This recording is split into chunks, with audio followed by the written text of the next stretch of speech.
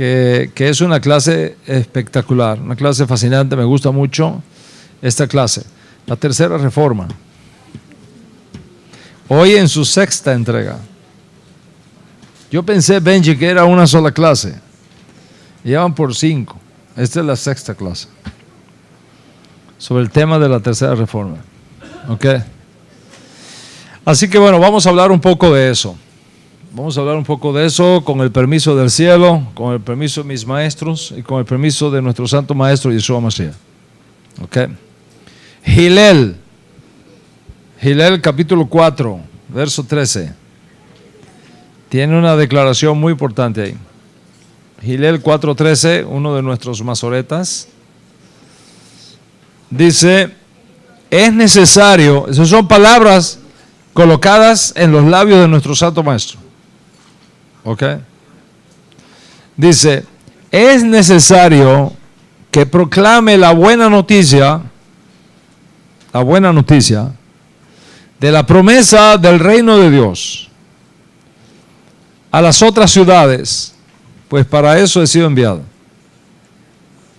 ¿Está escuchando? Es necesario que proclame la buena noticia de la promesa del reino de Dios a las otras ciudades, pues para esto he sido enviado. En otras palabras, Yeshua, nuestro santo maestro, maestro de justicia de Israel y del mundo, afirma que él fue enviado para proclamar la llegada del cumplimiento de la promesa del reino de Dios para Israel. Parafraseando las palabras del Ribi, lo que nos está diciendo es, yo he sido enviado para proclamar la promesa del reino de Dios. Yo he sido enviado para proclamar la promesa del reino de Dios. Y eso es una buena noticia. Para los romanos, la peor noticia que podían escuchar. Y déjame decirle que, dadas las condiciones sociopolíticas que existían en Israel para el tiempo cuando Yeshua dijo esto, había que tener mucho valor para decirlo. Porque ¿quién era el que dominaba en Israel en aquellos días? ¿Qué reino era? El reino del Imperio Romano, que tenía el control del país. Y que se aparezca un muchacho de 30 años arrastrando multitudes y diciendo, llegó el momento para establecer el reino de Dios en Israel, alguien tenía que irse. ¿Y quién era el que tenía que irse? Los romanos. Es lo que tenían que irse. Es una declaración de guerra en esas circunstancias. Eso es lo que está proclamando Yeshua. Yo he sido enviado a proclamar la promesa del reino. El tiempo se ha cumplido. Y entonces Yeshua revela a sus seguidores la razón por la cual él fue enviado a este mundo. La razón por la cual nació entre nosotros. Lamentablemente, hasta el día de hoy, millones de creyentes han pasado por alto esta información fundamental de nuestro Santo Maestro. Son sus palabras.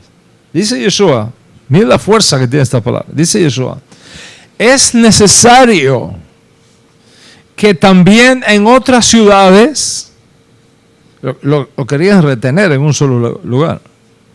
Dice, no, es necesario que también en otras ciudades, entiéndase, en otras ciudades de Israel, anuncie la buena noticia de la llegada, de la promesa, de lo que fue prometido en relación con el reino de Dios. Para esto yo he sido enviado. Para esto es que yo he sido enviado. Si no habla de su muerte, no habla de su resurrección, habla de la noticia de la llegada de la promesa del reino. Dice, para eso es que yo he sido enviado. Anunciar el momento propicio para la manifestación en Israel del reino de Dios a su pueblo judío. Y luego que su movimiento fue establecido como un movimiento judío, preste mucha atención a eso. Luego que su movimiento fue bien establecido como un movimiento judío, que nadie tenía dudas de que aquello era un movimiento judío para judíos, entonces se abrió también una puerta para que este mensaje del reino fuese proclamado fuera, allende las fronteras geográficas de Israel. Por tanto, el Mashiach y el reino de Dios y su justicia no es solamente para Israel. Es también para todos los pueblos, es también para todas las naciones de la tierra. Y a esa buena noticia que viene rodando de generación profética en generación profética, Yeshua lo llamó Masoret, que era una palabra bien conocida por sus oyentes en aquellos días. Masoret, de donde viene Masoreta, los guardadores de la tradición, de lo que fue dicho, de lo que fue anunciado, de lo que fue preservado, de boca en boca, de profeta en profeta, la Masorá. Esa Masorá, de donde viene la tradición de los masoretas, era una palabra bien conocida por sus oyentes judíos en aquellos días. ¿Cómo se tradujo Mesorá o Masoret a la lengua griega? Evangelio. Evangelio. Evangelio. Y así fue como ha sido conocido en el mundo. ¿Ok? El Evangelio. ¿Ok? El Evangelio. Pero el original, la palabra que usó Yeshua, no fue Evangelio. Porque Yeshua no enseñó en griego. En la sinagoga judía. A ninguna persona del mundo que tenga 2 dedos de información histórica y académica se le puede ocurrir que en una sinagoga judía del primer siglo Jesús estaba enseñando en griego.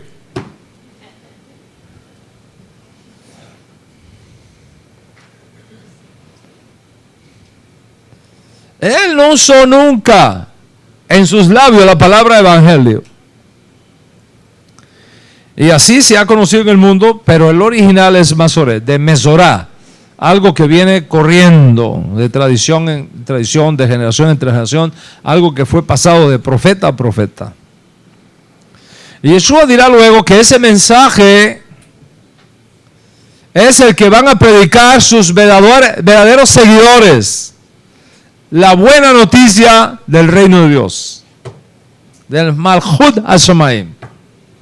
La buena noticia del reino de Dios. Y bueno, tomando ventaja de la historia, sabemos que eventualmente con Kefa primero y con el rabino Shaul después, este Masoret del Malchut, este evangelio del reino, comienza a ser proclamado a todos los pueblos y tribus de la tierra. Ahora, la pregunta que cualquier estudioso de la Torá se hace es esta: ¿qué quiere decir la palabra evangelio? ¿Qué es lo que eso quiere decir? Es una palabra muy común en el Nuevo Testamento. Se usa más de 100 veces en el Nuevo Testamento. En Meir, capítulo 1, verso 1, el escritor comienza diciendo: memorias principales de la proclamación de la promesa de Yehoshua Mashiach. Memorias principales de la promesa de Yehoshua Mashiach. Y un poquito más adelante, Meir informa que Yeshua exigía a sus oyentes, a sus destinatarios inmediatos, que eran todos judíos, que se arrepintieran y creyeran la promesa de la redención. Y esa promesa de redención es lo que ha sido traducido como evangelio. Y desde entonces es una palabra acuñada en la teología cristiana. O sea, ¿qué cosa es el evangelio? Okay. ¿Qué cosa es el evangelio y qué importancia tiene esto? Es imperativo que todos escuchen y que todos conozcan bien las palabras de redención que predicó Yeshua. ¿Por qué? Porque eso trae salvación. Dice Rabino Shaul cuando escribe a los de Italia, capítulo 1, verso 16, dice: yo no me avergüenzo de la palabra de redención que predicamos. No me avergüenzo, porque es poder de Hashem para salvación a todo aquel que crea, al judío primeramente y también al griego. Y en Efesios, en la carta que él escribe a los Efesios, capítulo 1, verso 13, dice Rabino Shaul: la buena noticia del mensaje de redención de vuestra salvación. Mensaje de redención de vuestra salvación, y habiendo creído, fuisteis sellados con la Ruach Kodesh de la promesa. Entonces, ¿qué cosa es el evangelio que predicó Yeshua? ¿Qué cosa es el evangelio que predicó Yeshua?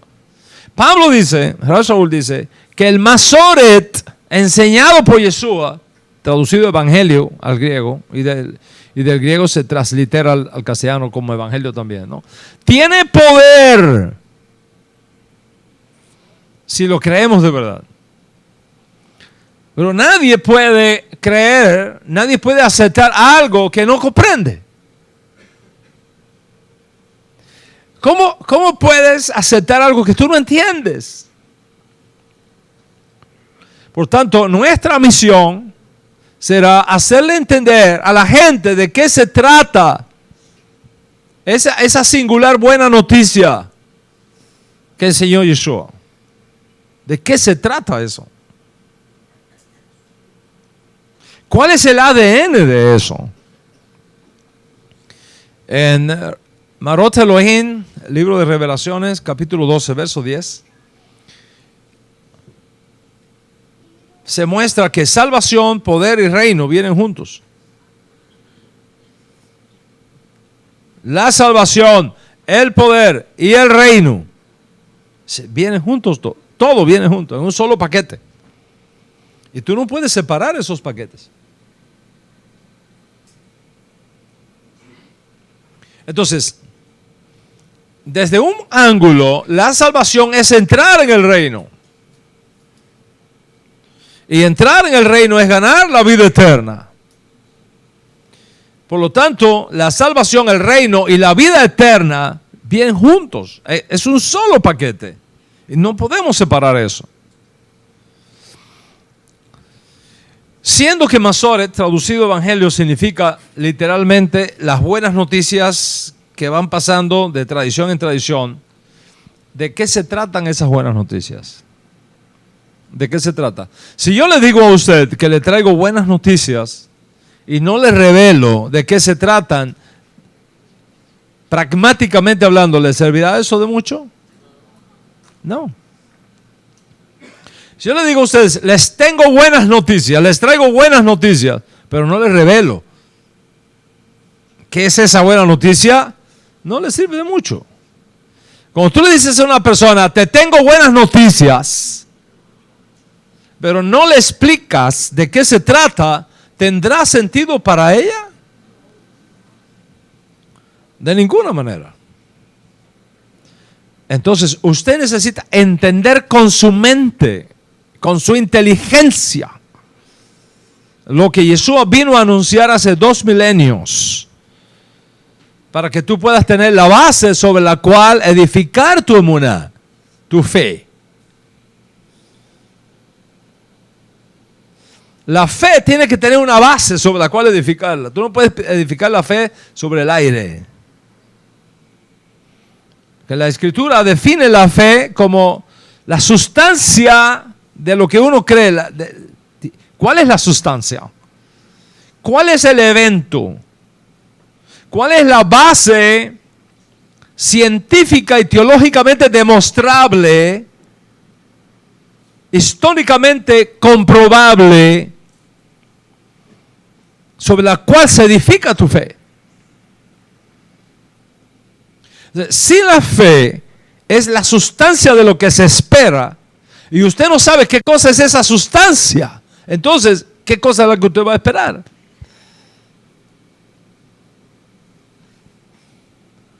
Si la fe es la convicción de algo, la fe, emuná, la convicción, el bitajón de algo, usted necesita conocer qué es ese algo para que su fe pueda edificarse encima.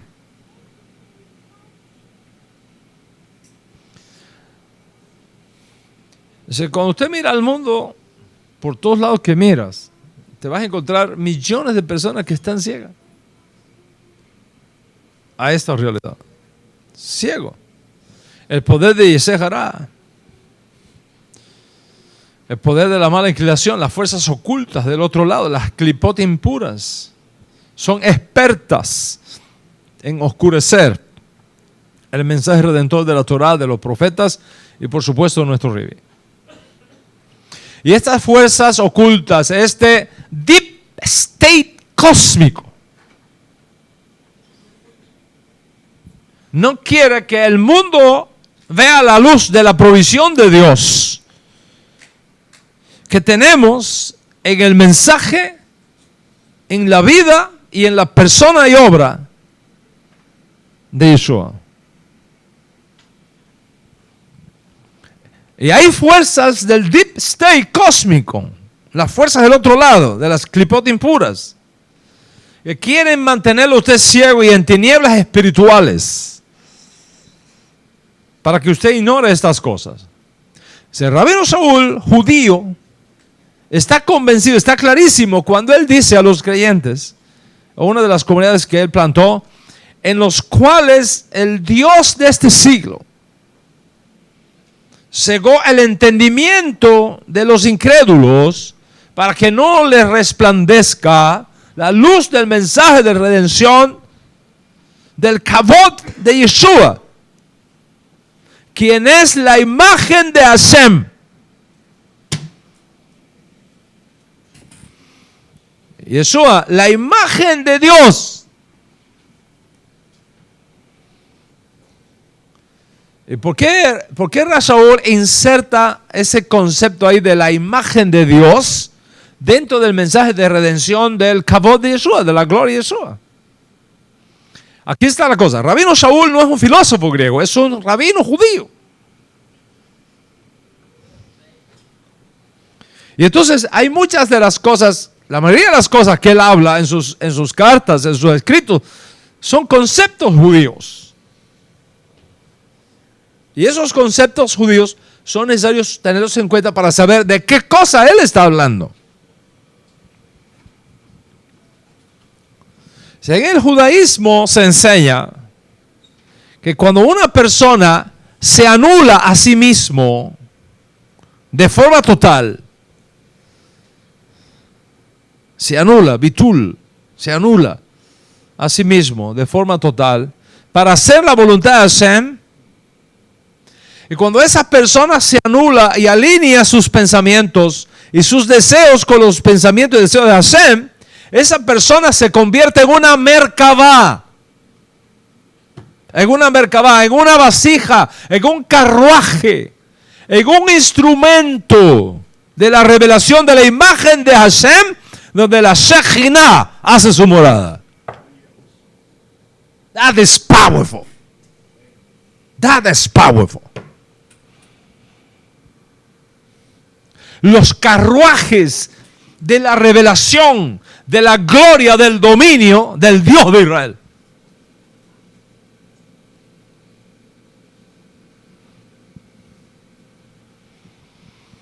Tan sagrado es este concepto que en el judaísmo, en la sinagoga, cuando se está leyendo el profeta Ezequiel, se lee en voz baja. Se lee en voz baja. Por ejemplo, después que decimos el Shema, decimos Baruch Shem Kevod Malchuto L'Olam Vaed. ¿Cómo se dice esa parte? Bajito. Eso no se dice alto, se dice bajito. Eso está tomado del libro del profeta Ezequiel. Está hablando de la merkabá, de la redención. Es uno de los conceptos más profundos que existen en el judaísmo. Cuando una persona se anula a sí mismo, se convierte en una merkabá, en un vehículo de la revelación de Dios. De modo que cuando Rav Shaul dice Yeshua es la imagen de Dios, la imagen de Elohim, y lo relaciona con la proclamación del mensaje de la redención, Rav Shaul está confirmando el hecho de que el asunto viene del cielo, que el maestro es el templo que encierra esa verdad, la morada que retiene esa revelación de redención. Siendo así, es imposible para una persona en su estado natural y normal ignorar tan grande noticia que nos viene certificada por el cielo mismo. Por tanto, si Yeshua es una persona extraordinaria como lo es,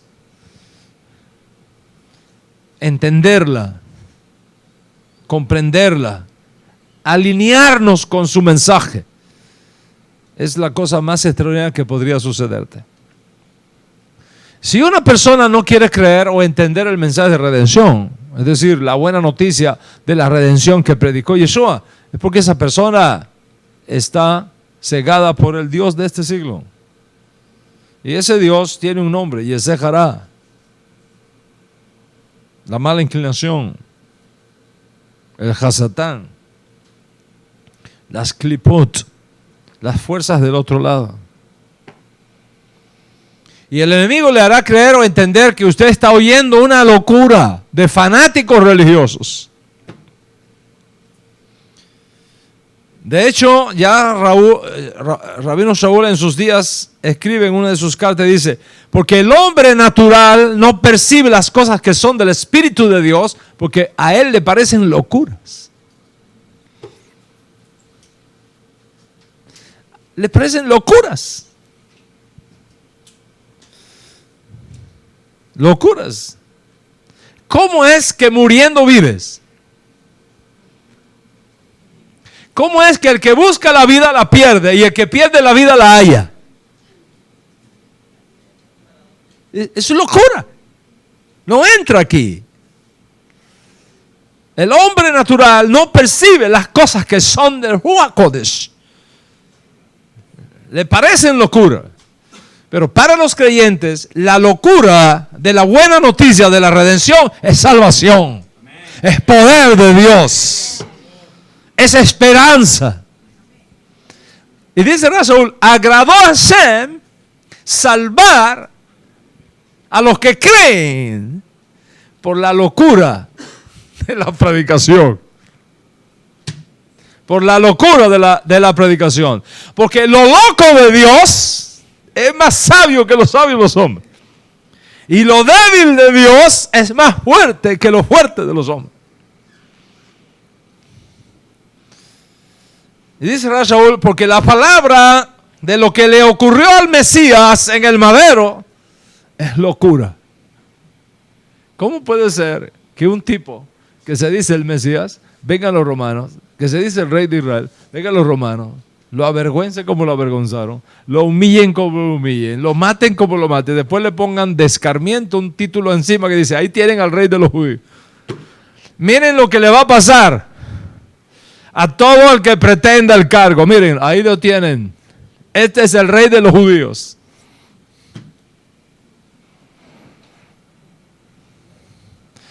La palabra de lo que ocurrió en el madero es locura para los que se pierden, para los que se salvan.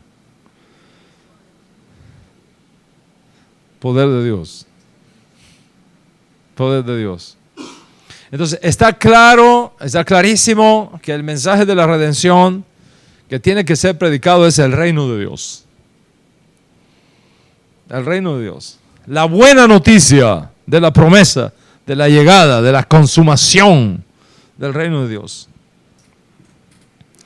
Y Yeshua nos enseña que una vez abierta la puerta para los no judíos en su movimiento, porque acuérdense que hubo una etapa en que Yeshua no permitió que esto pasara a los no judíos. Los primeros 10, 12 años no se pasó esto a los no judíos. ¿Ok? Yeshua en ningún momento de su vida autorizó a sus discípulos a hablarle de esto a los no judíos. Todo se mantuvo dentro del judaísmo. Estrictamente judío. Nada para los gentiles. Es herméticamente judío. Y esa es la razón por la cual cuando Kefa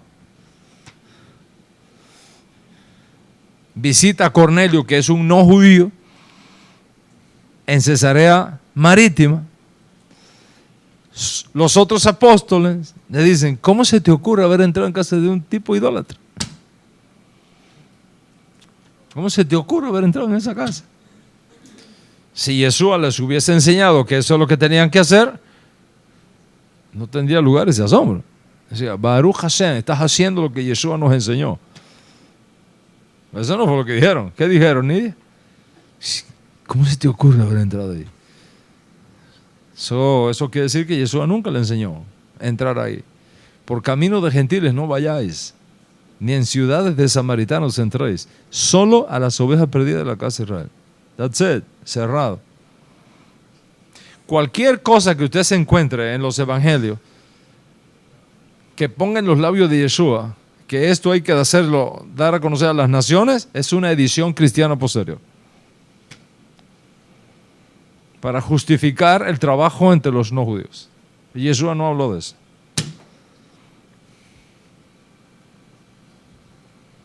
Por lo tanto, cuando usted lee en los evangelios, vayan y prediquen el evangelio a todo el mundo, para testimonio a todas las naciones, y después vendrá el fin. Eso es un invento.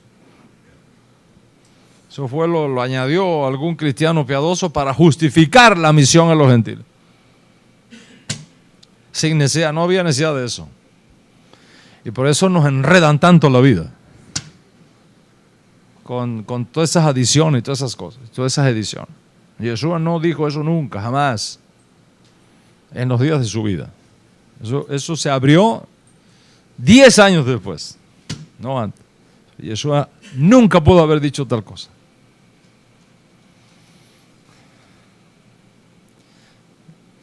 Yeshua fue un mensajero de buenas noticias, de esperanza y de salvación exclusivamente para el judío, no para los no judíos. ¿Ok? Solo después se abre, cuando ya está bien claro que la salvación viene de los judíos, y cuando ya está bien establecido que el movimiento de Yeshua es un movimiento judío para judíos, es que se abre una puerta para los no judíos. En Gilel capítulo 8, verso 1, hay una de las narrativas más interesantes. Dice: aconteció después que Yeshua iba por todas las ciudades y aldeas, predicando y anunciando la buena noticia de la redención del reino de Dios. Y los 12 con él. ¿Qué es lo que estaba predicando Yeshua? Les tengo una buena noticia: me van a matar, me van a crucificar, después voy a resucitar y esto va a ser tremendo lo que va a pasar aquí. Eso no lo encontramos en Yeshua. ¿Qué es lo que predicaba Yeshua? ¿Qué es lo que enseñaba Yeshua? Yeshua predicaba: crean que yo resucité de los muertos y será salvo. ¿Eso que Yeshua enseñaba? ¿Cómo enseñar eso? Si no lo habían matado ni lo habían enterrado.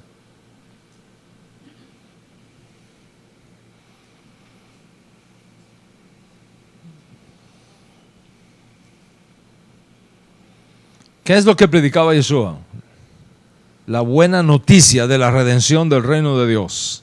Eso es lo que él predicaba en Israel, en las ciudades, a los judíos. Y dice, y los 12 estaban con él. ¿Qué estaban predicando? Los apóstoles estaban de acuerdo predicando la llegada del cumplimiento de la buena noticia del reino de Dios. Y si eso fue lo importante para Yeshua en sus días, ¿qué piensa usted de que debe ser importante para nosotros en los nuestros? Hoy, más que nunca, necesitamos predicar otra vez a nuestra generación esa misma buena noticia. Y no ha habido tema más repetido en el servicio a Dios que realizó Yeshua que el reino de Dios y sus días. Fue el tema del cual Yeshua más habló. Yeshua habló, hubo 3 temas que fueron los que más él habló.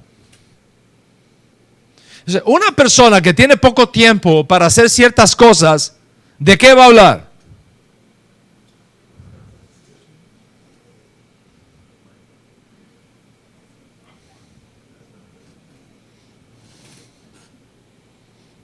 Vamos a poner un ejemplo acá.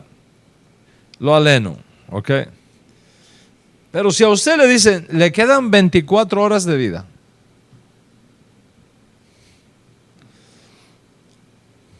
¿cuáles son los 3 mensajes más importantes que tú quieres pasarle a tus hijos?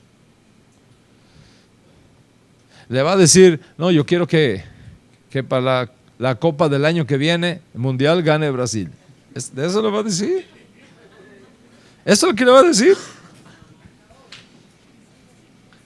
Si a ti te quedara 1 hora de vida, y Hacienda dice, tienes 1 hora, en 1 hora háblale a tus hijos, ¿qué le va a decir? No olviden de ver el Mundial el domingo. ¿Le va a decir eso? ¿Por qué no se lo va a decir? Eso es una buena cosa, no está mal ver el Mundial. Yo voy a ver si puedo ver el juego entre Rusia y Bélgica.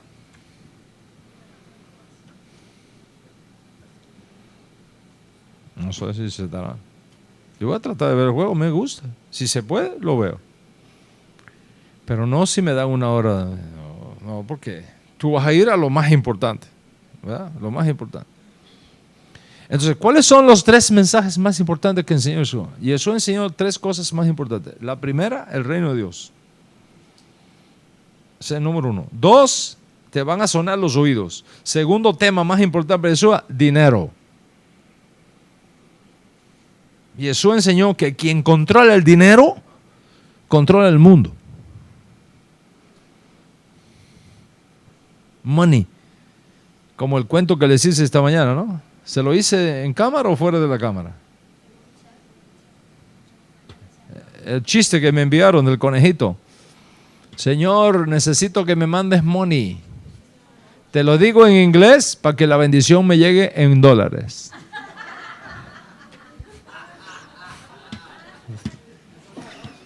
Imagínate, si le llega en bolívar, necesita 10 contenedores. ¿Eh?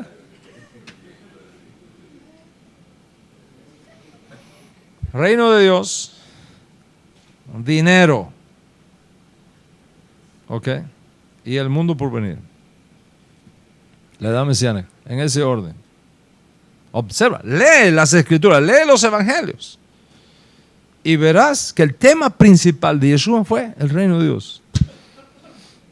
Constantemente se la pasaba. El reino de Dios es semejante a. El reino de Dios es semejante a. El reino de Dios es semejante a. No ha habido tema más repetitivo en el mensaje de Yeshua que el reino de Dios. Ese fue su tema favorito. Y si fue su tema favorito, ¿qué te dice eso? Que era el número 1 en importancia para él.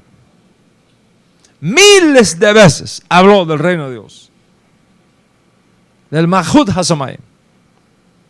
Y nos ha encomendado eso a nosotros, sus discípulos. La más grande misión que Yeshua nos ha encomendado es anunciar la promesa de la llegada del reino de Dios.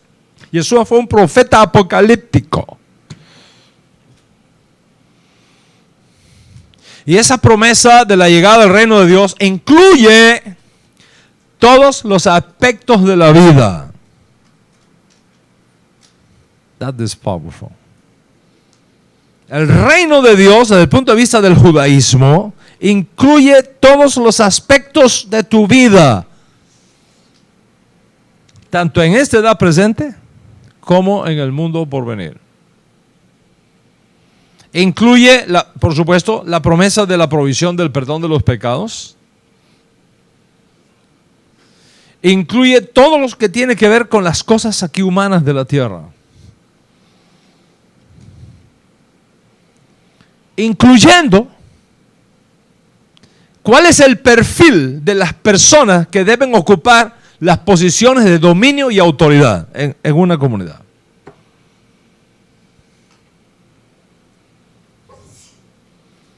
Todo. No hay nada que quede fuera del concepto hebreo del reino de Dios.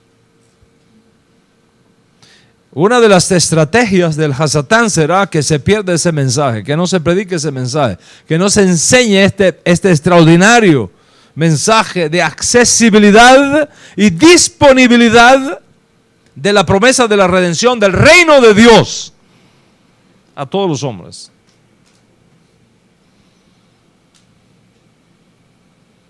Y así lo entendieron sus discípulos. En Memorias de los Apóstoles, capítulo 8, verso 12, nos encontramos con el tremendo trabajo que está haciendo uno de los estudiantes de Yeshua, Felipe. Y según nuestros libros, ¿qué es lo que predicaba Felipe? ¿Qué es lo que predicaba Felipe? Dice, pero cuando creyeron a Felipe que la buena noticia de la llegada al reino de Dios y del nombre de Yeshua, dice, cuando creyeron a Felipe que les hablaba de la noticia de la llegada del reino de Dios y del nombre de la persona de Yeshua, dice, se purificaban hombres y mujeres.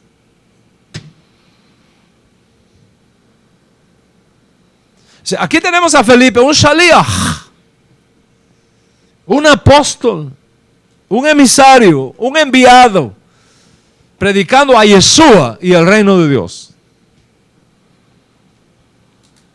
Si los discípulos de Yeshua entendieron que su misión era hablar del mensaje del reino de Dios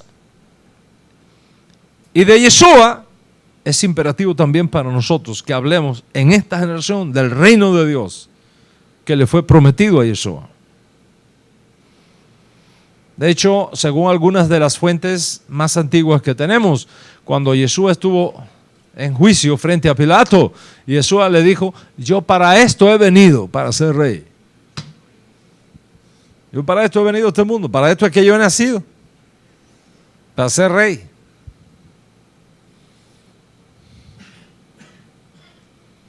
Es un loco. Decirle a Pilato, que es el representante del rey, oye, yo he nacido para ser rey. ¿Qué es lo que está diciendo? Imagínate, decirle eso al representante del emperador. El libro de Daniel, capítulo 7, el profeta Daniel, que es otro profeta apocalíptico. I love that. Bueno, mi nombre es Daniel. I love Daniel. El libro de Daniel, en el capítulo 7, nos habla de uno que dice, uno como un Ben Adán, como un hijo de hombre, que fue traído ante el anciano de días. Observa esa figura, es una visión, no es realidad. Es una visión de algo que va a pasar en el futuro. Y en esa visión profética, Daniel ve a uno semejante a un hombre, a un ser humano, un Ben Adán, que es traído delante de un anciano de días. Fíjate toda la metáfora que hay. El anciano de días es Hashem. Anciano de días. ¿Y qué dice? Que a ese que fue traído ante el anciano de días le fue dado un reino que no tendrá fin. Le fue dado un reino que no tendrá fin. Y Yeshua mismo en una de sus enseñanzas dijo, el Malhut HaShamayim, el reino de los cielos, es como un hombre noble que fue a un país lejano a buscar un reino y regresar.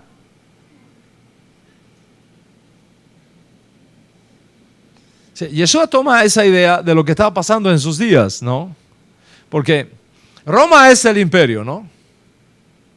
Es el imperio. ¿Quién era el rey en Israel cuando Yeshua nació? Herodes el Grande, ¿verdad? Herodes el Grande era el rey. ¿Y cómo obtuvo él el título? Porque él no era descendiente de David.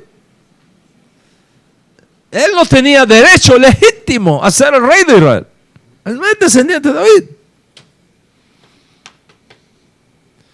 Él fue a Roma, negoció con el emperador y el emperador le dio el título. Y vino de Roma con el reino en la mano. Vino de Roma con el reino. Aquí está, yo soy el rey. Firmado el emperador. Miren, lo ven todos, aquí lo tengo. Yo fui a Roma y me traje el reino. Yo soy el rey ahora. Tengo aquí. Pagué. Aquí tengo el reino. Yeshua toma esa imagen y dice, el Malhut HaShamayim es como un hombre noble que fue a un país lejano a buscar un reino y regresar. ¿Sabe lo que significa decir eso? En la comunidad judía, donde el que estaba de rey había ido a Roma a buscar un reino y venir. Le está diciendo a ese que está allí, tú eres un usurpador, tú eres un falso, tú eres una zorra. Como le dijo Herodes, eres una zorra. Yeshua. No piense que Yeshua, el tipo afeminado, con las uñitas así, que pintan por ahí. No, no, no. Le dijo zorra, eres una zorra. Y en el judaísmo del segundo templo, decirle zorra es un idiom. Se lo voy a traducir para que entendamos qué quiere decir zorra. Decirle zorra en aquella época a una persona. Zorra, decirle a una persona en aquella época. Zorra significa hoy día decirle, tú eres un cero a la izquierda. Porque un cero a la izquierda no vale nada. 0 por 1 millón, ¿cuánto es? 0 por 10 millones, ¿cuánto es? Un cero a la izquierda, nada. Le está diciendo Herodes, tú no eres nada. Tú eres un cero a la izquierda, tú eres una zorra.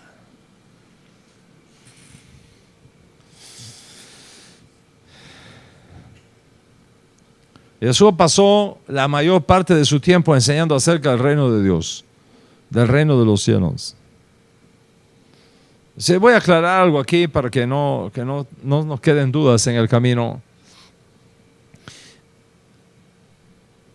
La teología cristiana ha hecho un tremendo esfuerzo por tratar de explicar la diferencia entre el reino de Dios y el reino de los cielos. Sé que el reino de Dios es una cosa, el reino de los cielos es otra cosa. En el judaísmo no existe ese binomio, no existe esa dicotomía. Reino de Dios y reino de los cielos es la misma cosa. Simplemente que los más piadosos hablan del reino de los cielos para no mencionar Yuhe y Baje. Eso es todo.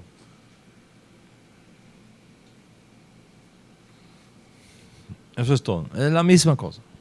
El reino de Dios, el reino de los cielos, la misma cosa. Entonces, señores, nosotros tenemos que hablar de esto.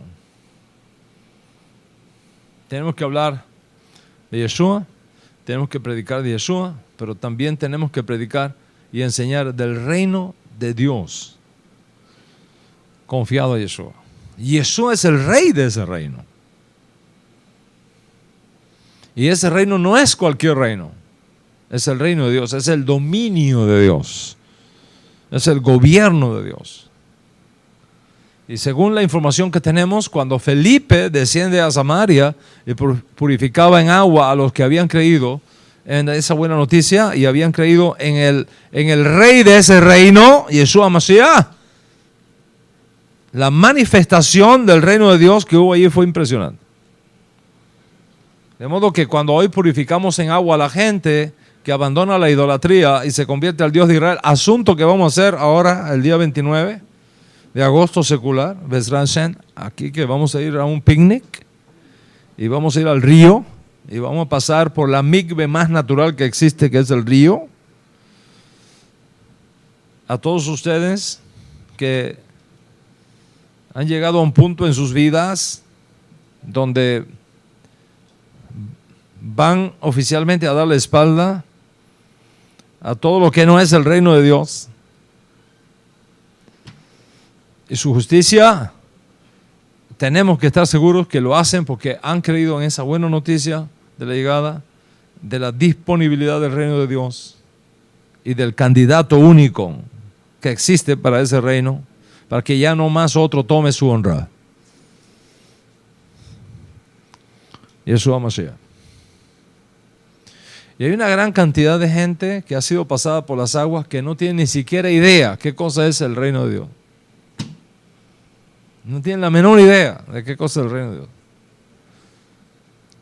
Y fíjense qué importante es esto para el Ribi, que él dice, busquen primero el reino de Dios y su justicia.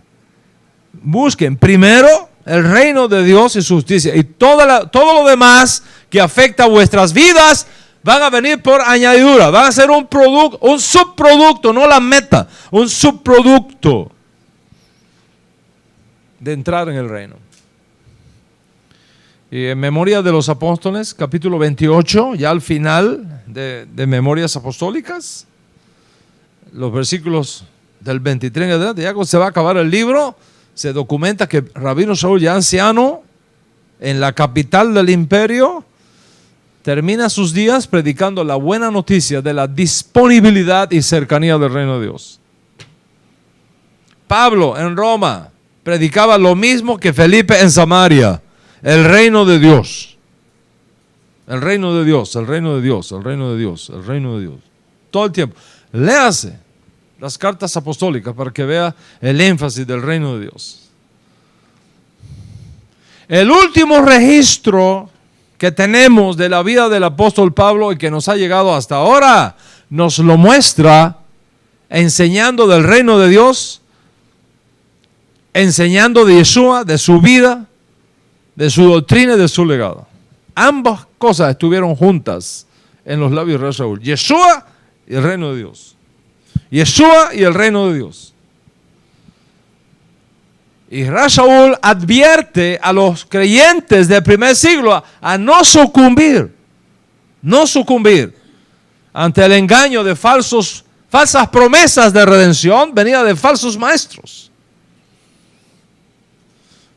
Dice, si es así, que ya Shaul en sus días estaba preveyendo la infiltración de falsos mensajes con la etiqueta de apostólicos.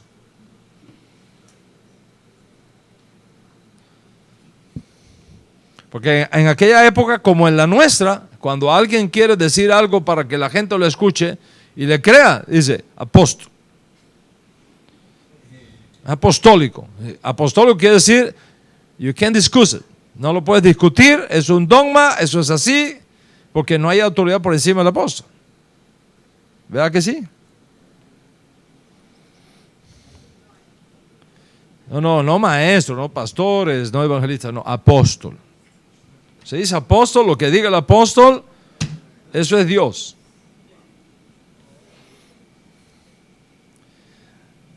Y ya en su época, Shaul prevé la infiltración de falsos mensajes y de falsos apóstoles. En Gálatas capítulo 1, versos 6 al 16, leemos esa importante exhortación de Shaul con estas tremendas palabras. Le voy a citar para usted. Dice, estoy asombrado en gran manera de que tan pronto os hayáis alejado del que os llamó por gracia hacia un mensaje de redención diferente. No que haya otro, sino que hay algunos que os perturban y quieren pervertir el mensaje de la redención de Mashiach. Mas, si aún nosotros o un mensajero del cielo proclamara un mensaje de redención diferente al que os he proclamado, que sea desgajado de Israel. Karet, desgajado, cortado de Israel. Como hemos dicho previamente, lo volvemos a repetir. Si alguno os proclama una promesa diferente a la que recibisteis, que sea separado para destrucción. Anatema. Al decir esto, ¿estoy buscando acaso el favor de los hombres? Si el aplauso de los hombres buscara, no sería siervo de Mashiach. Si lo que busco es el aplauso de los hombres, entonces ya no voy a ser siervo de Mashiach.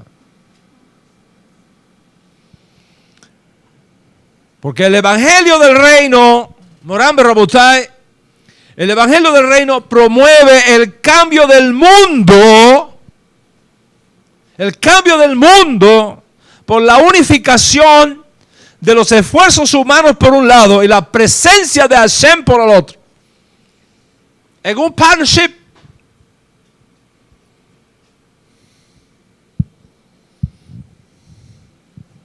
Ambas cosas.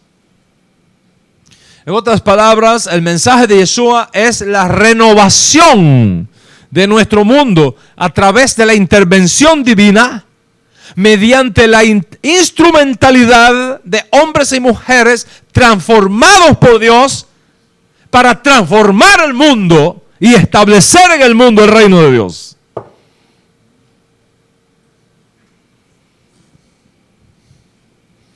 En otras palabras, somos socios con Dios. That is powerful. We have a partnership, a divine partnership with Hashem.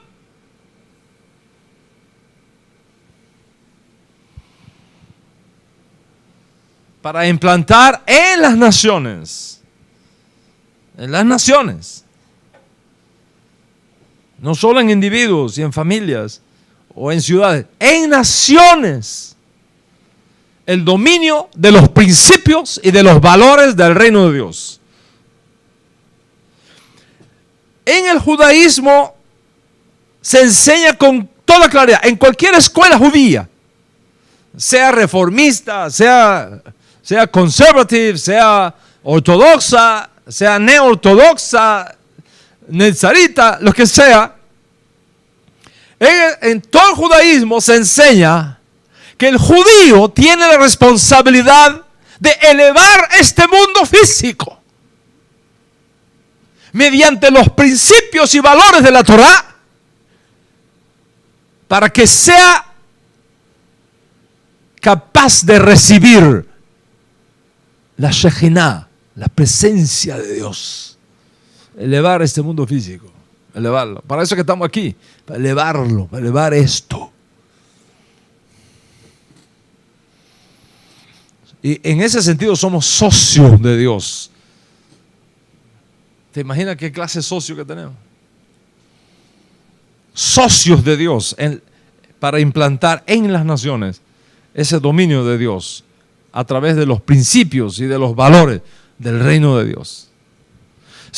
Cuando tú vas a la escritura hebrea tiene todo lo que tiene que ver con el diario vivir de nosotros, como seres humanos, como familia, como ciudades, como naciones. Lo tiene todo, absolutamente todo está ahí. Cómo tienen que hacerse los negocios, cómo tienen que hacerse los tratados internacionales, cómo tiene que ser la relación de los préstamos, cómo tienen que ser las relaciones sociales, cómo tiene que ser el seguro social, qué se tiene que hacer con las viudas, qué se tiene que hacer con los huérfanos, qué se tiene que hacer con los pobres, everything is included en el reino de Dios.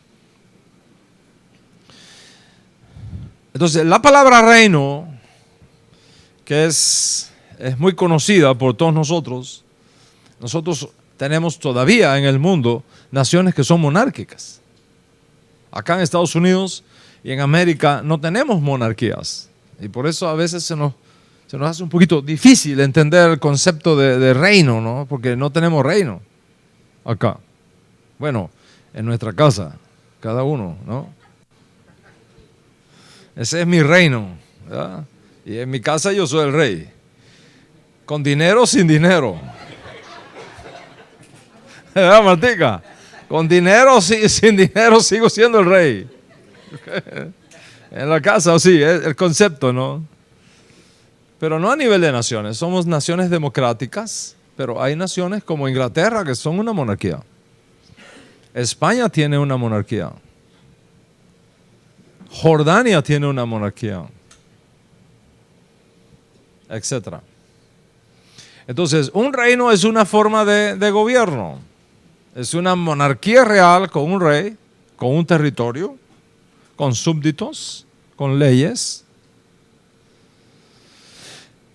Y en la Biblia se habla de reinos. Se habla de reinos. En la clase pasada que yo di acá sobre esto, expliqué la diferencia entre el tiempo de los gentiles y la plenitud de los gentiles. ¿Se recuerdan de esa clase? Acuérdense que los estudiantes de Yeshiva tienen que mandarme los informes de todo lo que yo enseñe, ¿eh? Una síntesis. Ahora en la clase les voy a dar un reporte de todos los que han cumplido las tareas y los que no las han cumplido. Los que no las han cumplido tienen multa.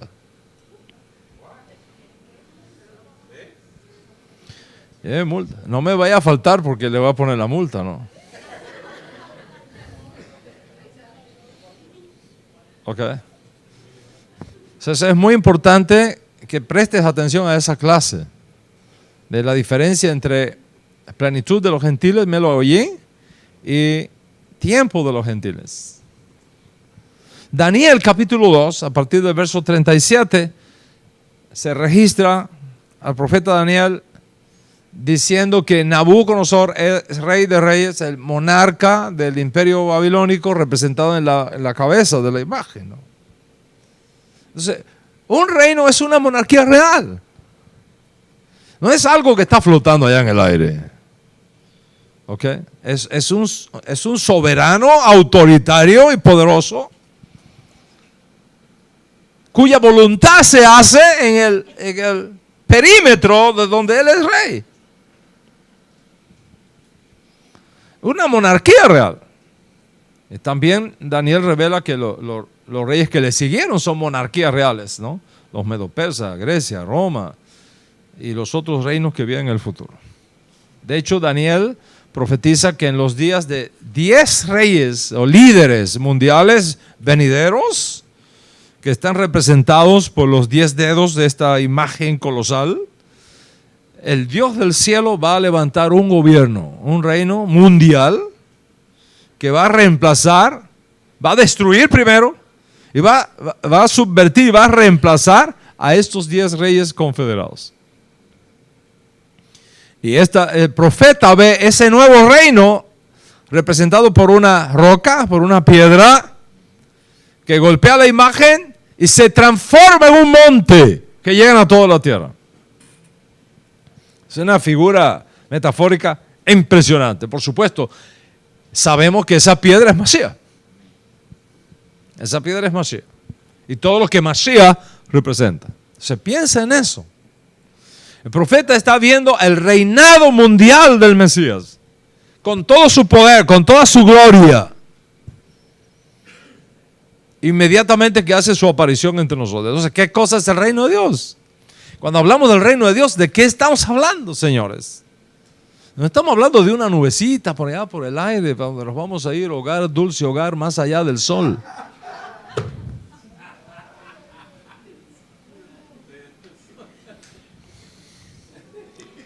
El reino de Dios es un gobierno político que va a traer paz y justicia a la tierra, que no va a tener las limitaciones que tienen los reinos humanos, no tendrá las debilidades que tienen los reinos humanos, no tendrá el tipo de ejército que tienen los reinos humanos. El reino de Dios no es como los reinos de este mundo, pero es un reino, es un gobierno. Es el dominio de Dios aquí en la tierra. Y nosotros somos responsables de irlo implantando.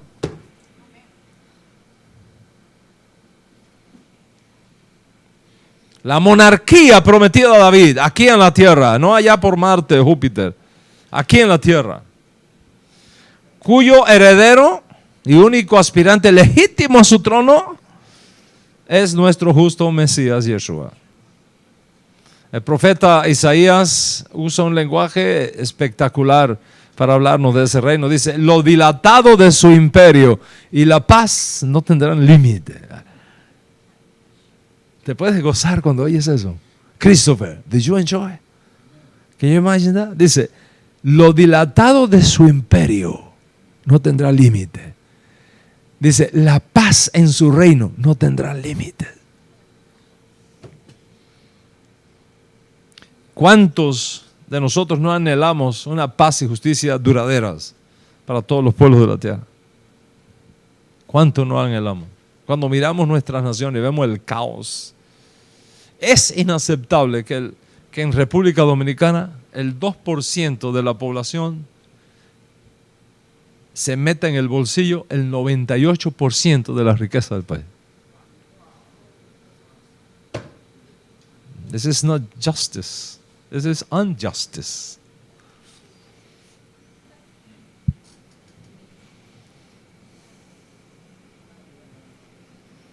No es justo que el 5% de las personas del mundo controlen la riqueza del 95% de la riqueza del mundo.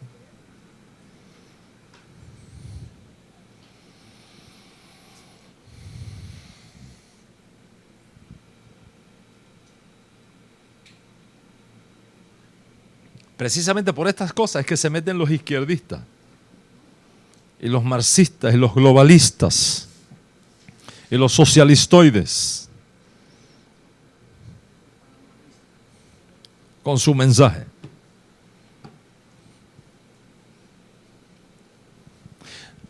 Pero decir que no es justo que el 2% de la población se lleve el 98% de la riqueza de un país no es socialismo, no es comunismo, no es globalismo, es el reino de Dios. No nos confundamos, es reino de Dios. Cuando Hashem distribuyó la tierra de Israel entre las 12 tribus, lo hizo equitativamente.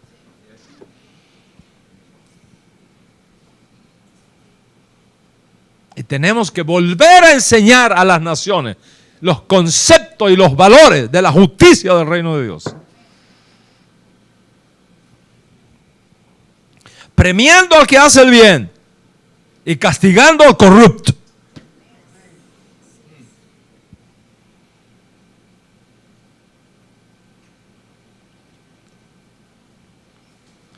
Y el mundo ha vivido en guerra siempre.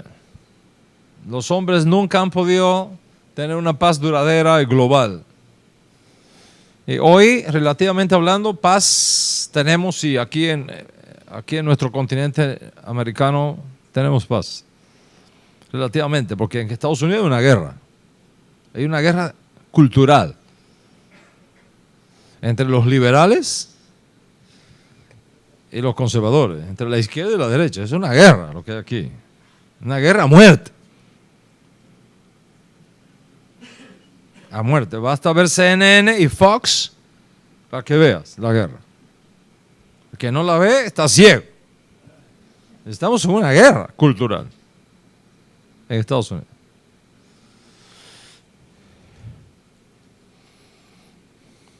Y relativamente hablando tenemos paz en ese sentido, de que todavía Marshall no ha salido a la calle, ¿no?, con armas largas. Pero de que hay una guerra, hay una guerra. En otros lugares, en otros continentes existen guerras étnicas peligrosísimas, conflictos entre naciones. Tenemos ventoleras de terror por todos lados, por todos lados. En Siria ya va para 300,000 muertos, más de 2 millones de desplazados por la guerra. En Venezuela, desde que Chávez está en el poder, 3,000 y tantas muertes todos los años. ¿Te imaginas eso?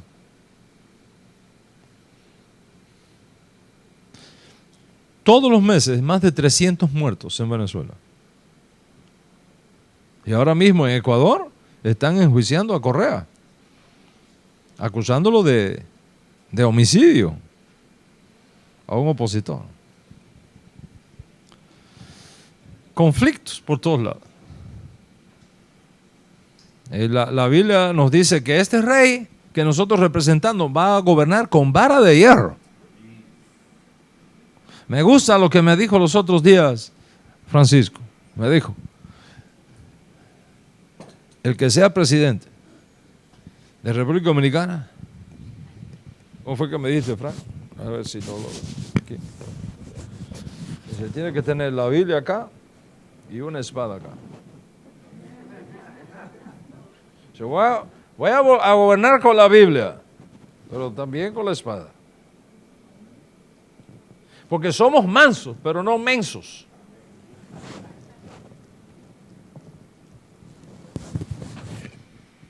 Vara de hierro. ¿Y tú quieres a alguien más manso que Yeshua? Pero no es menso. Manso es una cosa, menso es otra cosa. Dice, y ella dio a luz un hijo varón que va a regir con vara de hierro a todas las naciones. ¿Y quién es este hijo? Nuestro justo Mesías. Si hay un texto en la Biblia que a mí me fascina, que me agrada, que duermo con él, es el del profeta Isaías, capítulo 32, verso 1, donde dice el profeta, he aquí que para justicia reinará un rey, y príncipes presidirán en el juicio. Para justicia reinará un rey. ¿Quién es ese rey? Yeshua, el rey de Israel.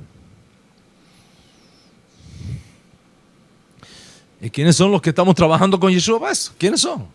¿Los chinos? ¿Quiénes somos los que formamos parte de este movimiento de Yeshua para establecer la justicia que cubra la mar? ¿Quiénes somos, Isla? ¿A dónde están?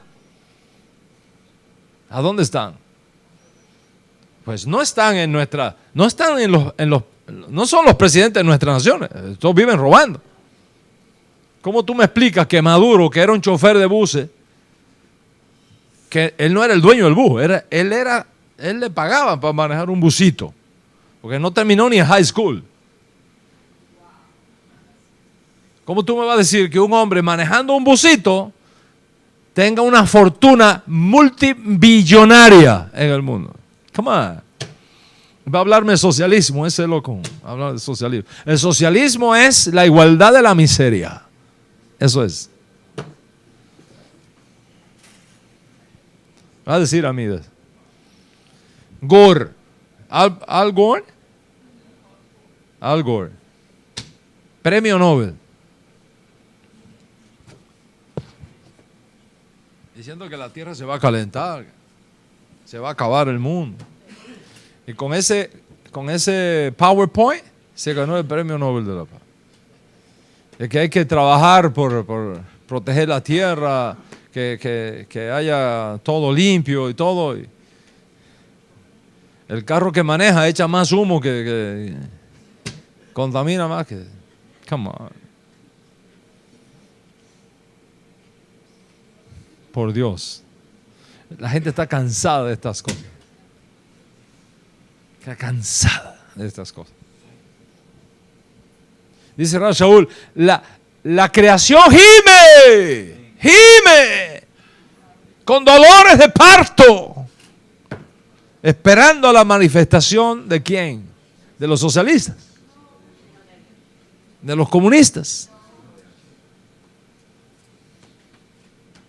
de los globalistas.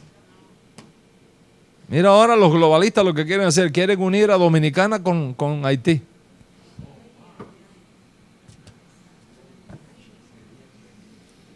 Quitar la frontera y juntar. Porque ellos son especialistas en hacer naciones.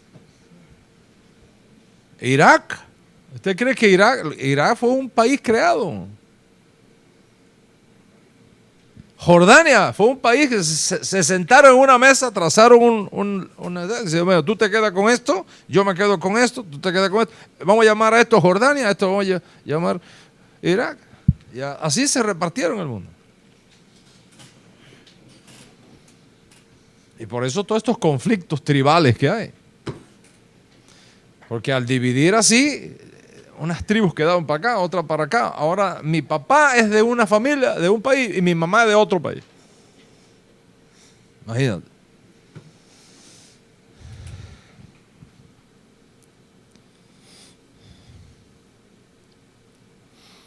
Señores, si nosotros no entendemos el concepto del reino de Dios, no vamos a entender a Yeshua.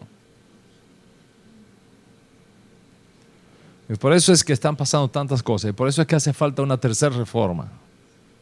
Hay que volver a enseñar esto otra vez. Hay que volver otra vez a estos principios.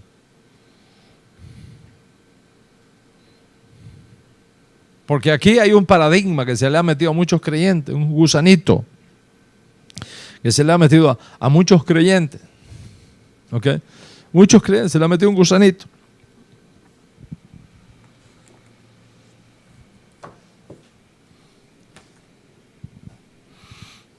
El gusanito es que los creyentes no tenemos nada que ver con política. Que lo nuestro es predicar el reino de Dios.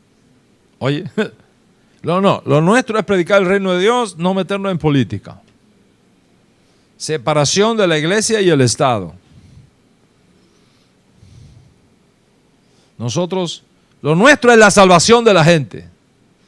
Los políticos que se encargan, dad al César lo que es del César y a Dios lo que es de Dios. Así te citan, ¿no? Y por eso es que están las cosas como están. That is the reason. Y por eso es que pasa lo que pasa. ¿Me entiendes? Como en Miami que tenemos mega churches, pero los alcaldes son brujos.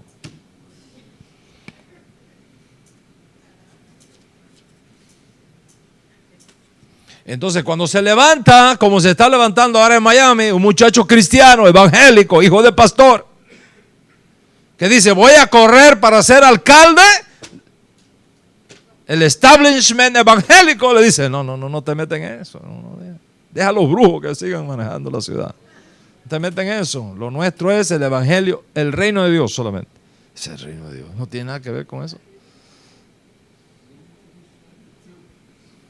Que los brujos se atrapen en el reino. Y por supuesto, detrás de eso hay un montón de teología rara que en la próxima clase las voy a mencionar, con nombre y apellido. Y espero que no te enojes conmigo por decirte la verdad. Pero oiga, hay un punto en la vida donde uno tiene que estar claro de no sacrificar la amistad por la verdad.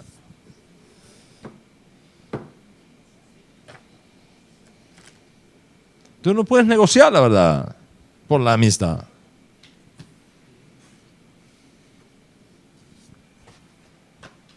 Porque si andamos buscando agradar a los hombres, ya no somos siervos Masías. ¿Cuánto entiende lo que estamos hablando?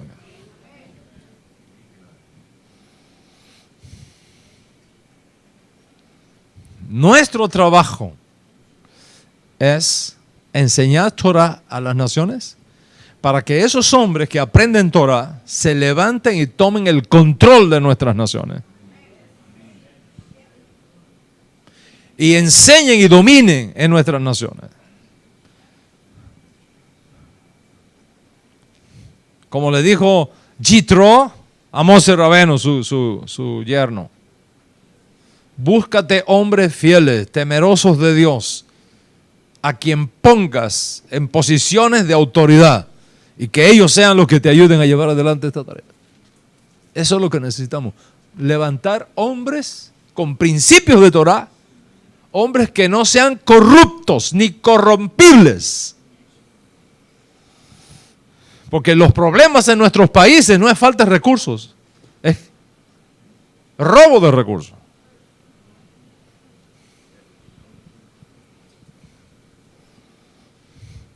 Entonces van a comprar aviones. Sí, necesitamos aviones. ¿Cuántos aviones necesitamos? Necesitamos 100 aviones.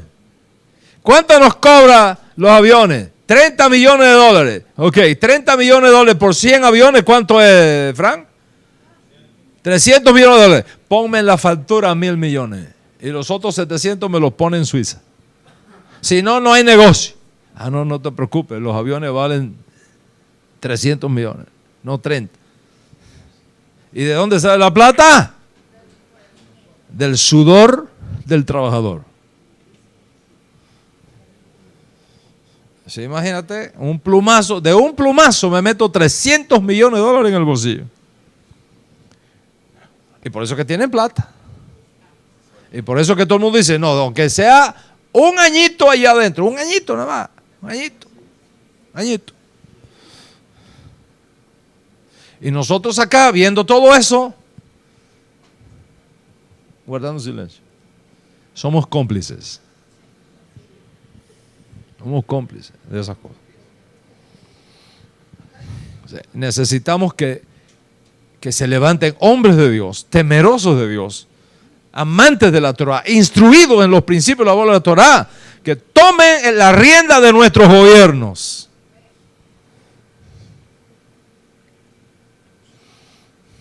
Y acaben con la corrupción, porque ya esto no da más.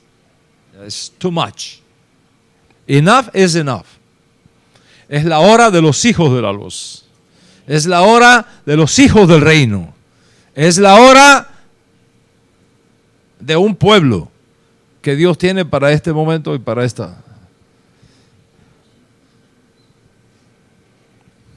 Esta es la hora de la tercera reforma. Que va a ser tan poderosa y va a ser tan grande. Va a ser más grande que las dos previas. Más grande que las dos previas. Yo me siento ahí adentro. Yo sé que viene, lo huelo. Que lo huelo, lo veo venir.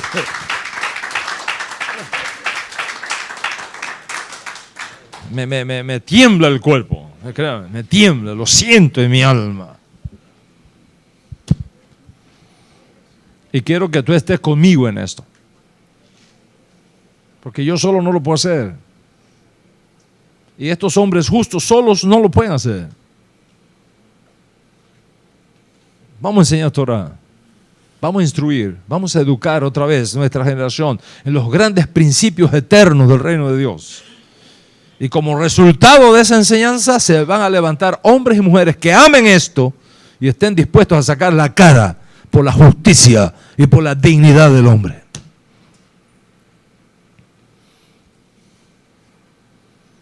Y de eso se trata. Bienvenidos al barco. Bienvenidos a este momento de redención.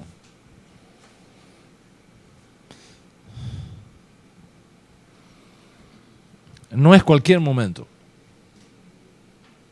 Es un momento sagrado.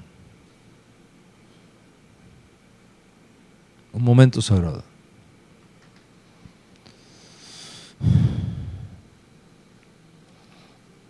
Está demostrado por la Escritura que hay ciertas posiciones de poder en el mundo que quien las domine controla el mundo.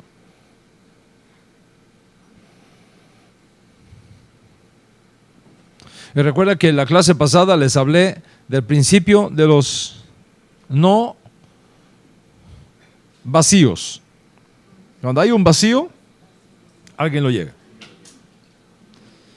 Si tú no cuidas a tu mujer,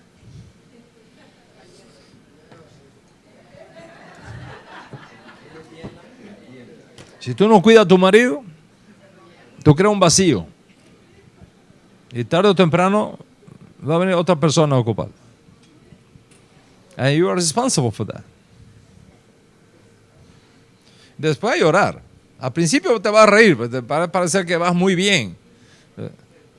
Time to time. Ya verás. ¿En qué termina el cuento? En el camino la carga se empareja.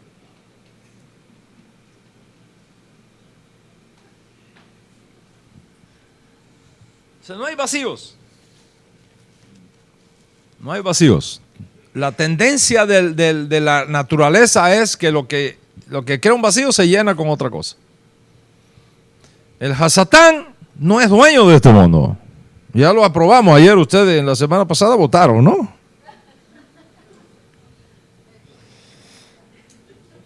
La semana pasada hubo una votación. Miren la clase de la semana pasada para que vean.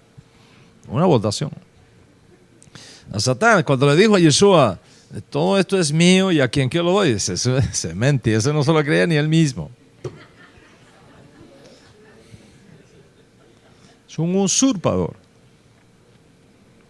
Usurpador es una cosa, dueño legítimo es otra cosa.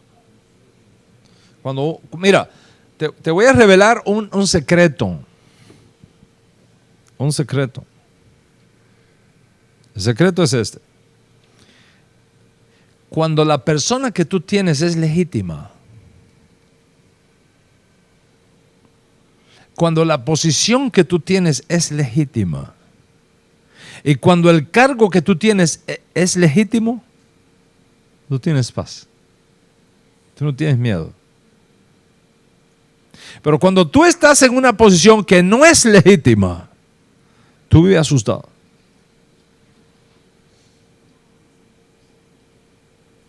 Tú vives asustado. Vives mintiendo. Y una mentira lleva a la otra, y a la otra, y a la otra. Y creas una centrífuga que produce un miasma de absorción de principios y valores que en los países nuestros se llama corrupción. Acá le llamamos lobby, pero es lo mismo. Lobby. Pero es lo mismo.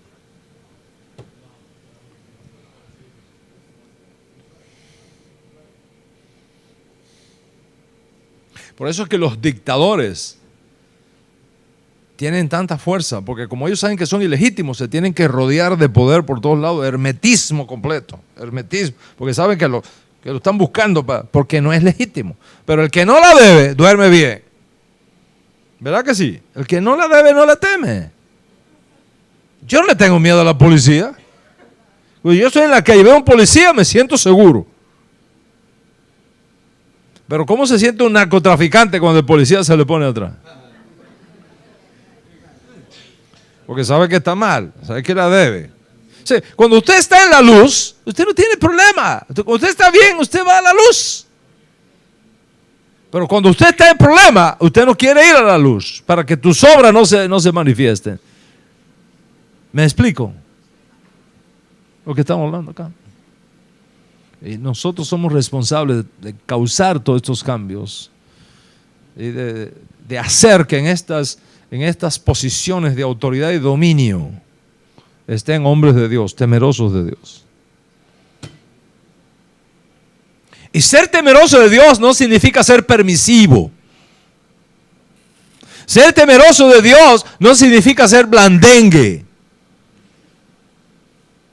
Porque aquí mismo en esta comunidad, yo he tenido que decirle a algunos hermanos, no puedes venir más a esta comunidad. No puedes poner un pie más acá. Y en Miami igual. No puedes entrar más acá, aquí. Y cualquiera ve y piensa que yo soy mansito. Pues sí, yo tengo un amor por todos ustedes. Pero ¿sabes qué? Dios es primero. Y no, Dios es primero.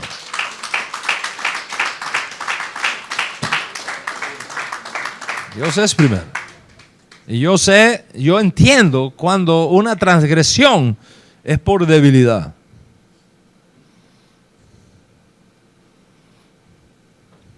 Pero una cosa es cuando una transgresión es por debilidad y otra cuando es por maldad.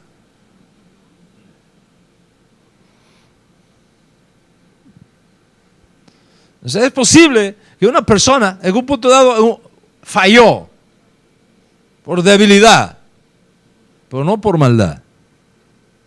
El problema de nuestros países es que está lleno de débiles por maldad, corruptos por maldad.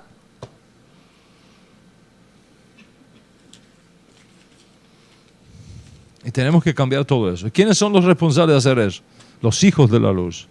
Usted no puede traer a un lobo para que le cuide las gallinas.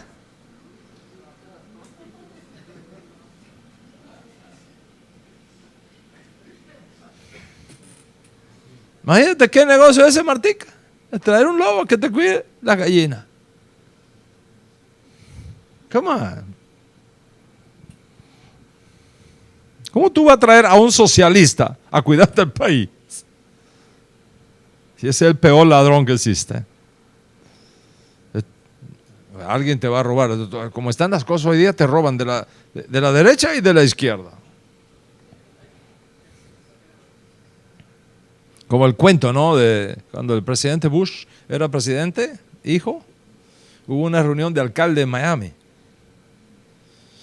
Y hubo un alcalde de uno de nuestros países, no voy a decir el nombre, que le cayó bien a Bush, presidente Bush, ex-presidente Bush. Y lo invitó a su rancho en Texas. Invitó a su rancho, el hombre se pasó un par de días allá, un rancho en Texas. Y cuando vio todas las cosas que tenía allá Bush, le dice, oiga, presidente, con lo que usted gana, usted no puede hacer todo esto que está aquí. ¿Cómo es la cosa? Enséñeme. Y dice Bush, mañana en el desayuno te voy a enseñar, porque ahora es de noche y no va a poder ver. Ah, ok. En el desayuno, a las 8 de la mañana, sale, le abre una cortina con inteligente, ¿no? Así. Y dice Bush, ¿tú ves esa autopista que está ahí? Sí. Eso se llama el Turnpike de Texas. Wow. ¿Y qué? Dice, el 10% de todo eso aquí. En el bolsillo mío. 10% de todo eso aquí. En mi bolsillo. Pues hacen amistad. Invita a Bush a su país. Si yo quiero que se pase un par de días conmigo, yo tengo también un ranchito por allá. El hombre va, y cuando llega allá, le da 10 vueltas al rancho Bush. 10 vueltas, es un palacio lo que tiene el hombre. Y Bush dice, oye, con lo que tú ganas de alcalde, tú no. ¿Cómo es la cosa? Dice, es de noche, no te lo puedo enseñar. Mañana en el desayuno. Mañana en el desayuno te lo voy a enseñar. Cuando llega el desayuno, le abre la cortinita y le dice a Bush, ¿tú ves esa autopista que está allá atrás? Entre las montañas, ¿la ves? Y Bush dice, yo no la veo. Dice, ¿no la ves? Ahí está, mira. Dice, no, ahí no hay autopista. Claro, todo aquí.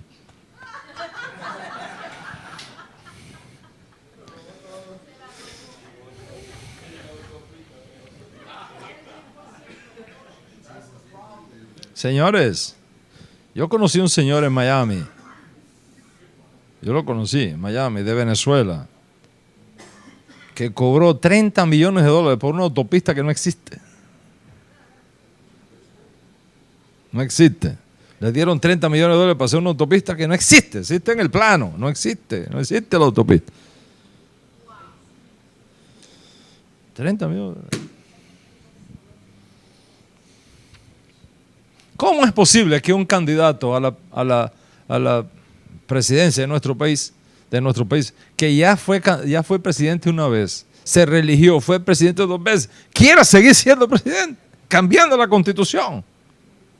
¿Cómo? ¿Cómo es posible? Le pagan a los senadores que se dejan corromper todo y cambian la constitución y le meten que tiene derecho a otro periodo más. ¿Y cómo resuelven el problema con la gente? La gente toda, eso no puede ser. Le forman una fiesta, le traen cerveza, le regalan un televisor, esto, aquello, y todo el mundo se olvida de la cosa. Eso, con el reino de Dios se acabó. El reino de Dios y su justicia es la respuesta a todo eso. Y estamos orando y estamos trabajando, estamos enseñando a Torah para que se levanten en estas naciones hombres de Dios, temerosos de Dios,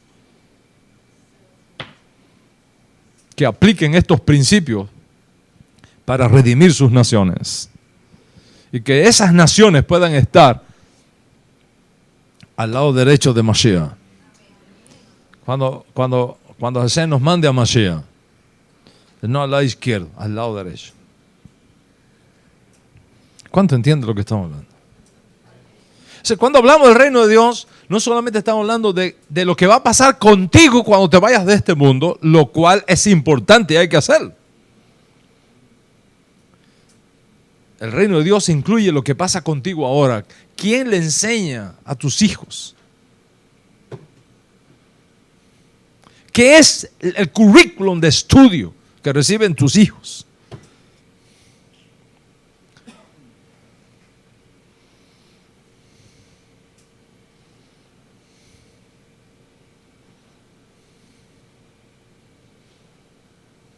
Etcétera, etcétera. Esa es nuestra responsabilidad, enseñar los principios y los valores del reino de Dios, para que surjan hombres y mujeres justos, que tomen sus países en sus manos y gobiernen con justicia y con paz, y con oportunidades para todos. Y de esa manera elevar esta edad presente, para atraer la presencia divina hasta que finalmente Hashem no se aguante más y nos mande a Mashiach. Y la justicia perdurable, el reino que no tendrá fin y que nos ha sido prometido. Porque nosotros esperamos, según sus promesas, cielos nuevos y tierra nueva, donde reine la justicia. Esa es la fuerza que está dentro de mí. Esa es la motivación que me hace levantarme todos los días temprano en la mañana. Y mientras tú no tengas una razón por la cual levantarte temprano en la mañana, something is missing in your life. Es imposible estar aburridos con tanto por hacer.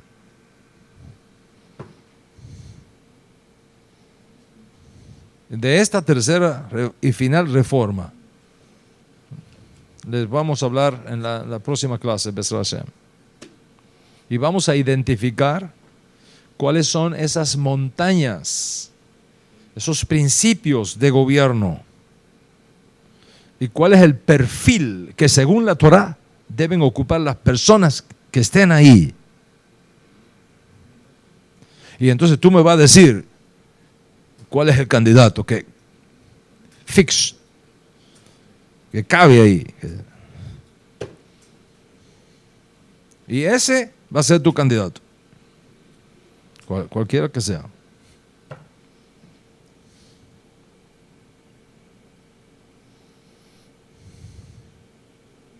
Sonría, que a Hashem le ama muchísimo. Ahora es que esto empieza. Ahora es que hay jajam para rato. Vamos adelante. Los días más gloriosos están delante. Los días más extraordinarios están delante.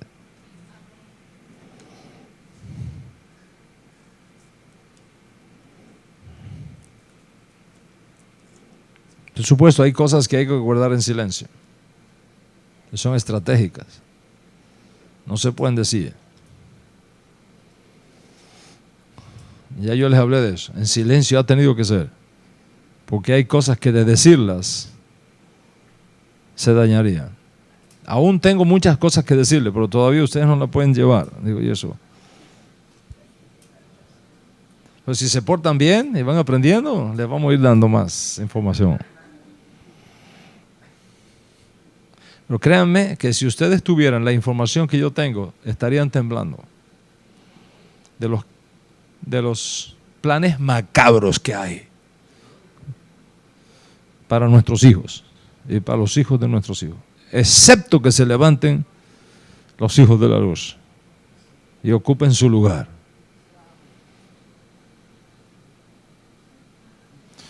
Hashem, que es bueno, me los bendiga a todos, me los cubre y proteja a todos, y que nos dé una semana muy alegre y muy buena a nosotros y a todo su pueblo de Israel. Shalom, shalom, hasta la próxima.